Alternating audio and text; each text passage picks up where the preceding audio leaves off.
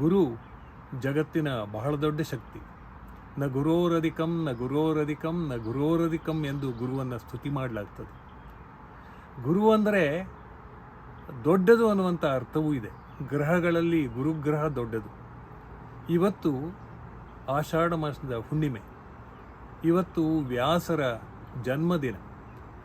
ವೇದವ್ಯಾಸರು ಅಂತಲೂ ಅವರನ್ನು ಕರೀತಾ ಇದ್ದಾರೆ. ಎಲ್ಲ ವೇದಗಳನ್ನು ತಿಳಿದುಕೊಂಡವರು, ಮಹಾಭಾರತವನ್ನು ಬರೆದವರು. ಅವರು ಶುಕನ ತಂದೆ, ಹಾಗೆ ಪರಾಶರರ ಮಗ, ಅಸಾಧ್ಯ ಸಾಧಕರು. ಅಂಥ ವ್ಯಾಸರನ್ನು ವ್ಯಾಸಾಯ ವಿಷ್ಣುರೂಪಾಯ ವ್ಯಾಸರೂಪಾಯ ವಿಷ್ಣವೇ ನಮೋ ವೈ ಬ್ರಹ್ಮನಿದೆ ವಾಸಿಷ್ಠಾಯ ನಮೋ ನಮಃ ಅಂತೇಳಿ ಹಾಡಿ ಹೊಗಳಲಾಗ್ತಾ ಇದೆ. ಅದೇ ರೀತಿಯಲ್ಲಿ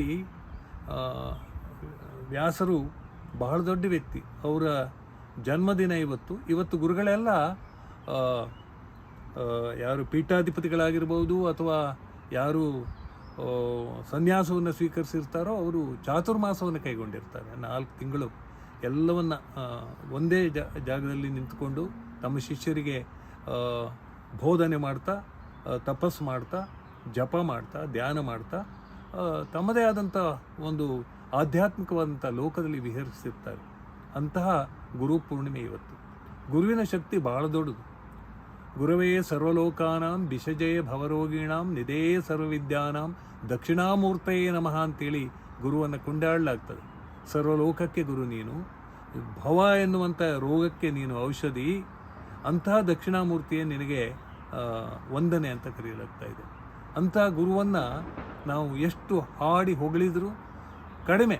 ಯಾಕಂದರೆ ಗುರು ಅಂದರೆ ಭಕ್ತರ ಪಾಲಿಗೆ ಅಥವಾ ನಂಬಿದವರ ಪಾಲಿಗೆ ಕಲ್ಪವೃಕ್ಷ, ಕಾಮಧೇನು ಮತ್ತು ಚಿಂತಾಮಣಿ. ಅದಕ್ಕಿಂತ ಮಿಗಿಲಾದದ್ದು. ಕಲ್ಪವೃಕ್ಷ ನಾವು ಕಲ್ಪಿಸಿದ್ದನ್ನಷ್ಟೇ ಕೊಡ್ತದೆ ಅಂತ ಹೇಳ್ತಾರೆ. ಕಾಮಧೇನು ನಾವು ಏನು ಇಚ್ಛಿಸ್ತೇವೋ ಅದನ್ನು ಕೊಡ್ತದೆ ಅಂತ ಹೇಳ್ತಾರೆ.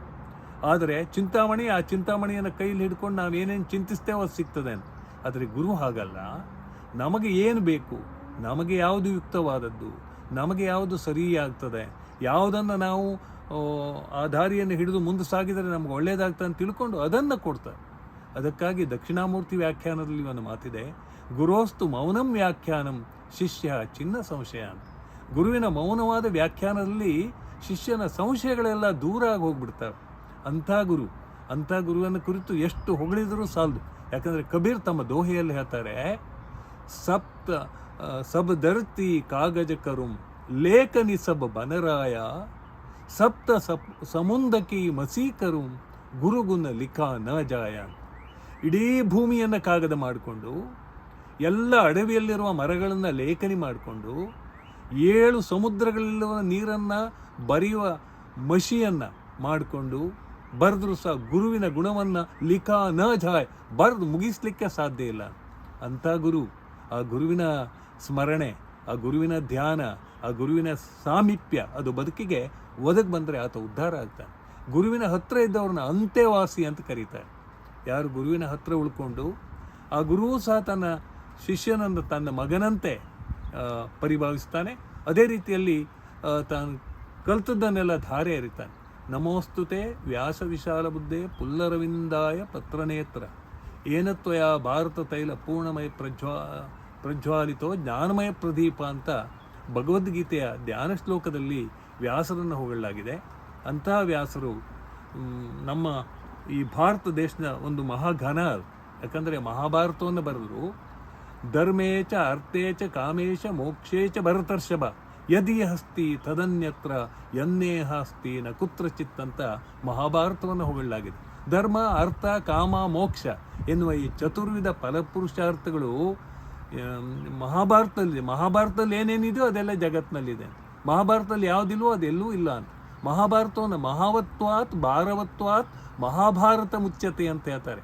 ಯಾವುದು ಮಹತ್ತಾಗಿದೆಯೋ, ಯಾವುದು ಭಾರವಾಗಿದೆಯೋ, ಯಾವುದು ಆಳವಾಗಿದೆಯೋ, ಯಾವುದು ನಮ್ಮ ಬದುಕಿನ ಕಡೆಗೆ ತಿರುಗಿಸ್ತದೋ ಅಥವಾ ನಮ್ಮನ್ನು ಬದುಕಿನ ಕಡೆಗೆ ಮುಖವಾಗುವಂತೆ ಮಾಡ್ತದೋ ಅಂಥ ಮಹಾಭಾರತವನ್ನು ಬರೆದಂಥ ವ್ಯಾಸರು ಈ ಜಗದ, ವಿಶೇಷವಾಗಿ ಭಾರತದ ಮಹಾ ದೊಡ್ಡ ಶಕ್ತಿ. ಈ ವ್ಯಾಸ ಪೂರ್ಣಿಮೆಯ ಸಂದರ್ಭದಲ್ಲಿ ಅವರನ್ನು ಸ್ಮರಿಸಲಿಕ್ಕೆ, ಅವರನ್ನು ನೆನೆಸ್ಕೊಳ್ಳಿಕ್ಕೆ, ಅವ್ರ ಗುಣಗಾನ ಮಾಡಲಿಕ್ಕೆ ಒಂದು ಅವಕಾಶ ಸಿಕ್ಕಿದೆ ನನಗೆ. ವ್ಯಾಸರಿಗೆ ವಂದನೆ. ಅವರನ್ನು ಕೃಷ್ಣ ದ್ವೈಪಾಯನ ಅಂತಲೂ ಕರೀತಾರೆ, ಕೃಷ್ಣಾವತಾರಿ ಅಂತಲೂ ಕರೀತಾರೆ. ಅಂಥ ವ್ಯಾಸರಿಗೆ ಮತ್ತೊಮ್ಮೆ ವಂದಿಸ್ತೇನೆ. ನಮೋ ವ್ಯಾಸಾಯ.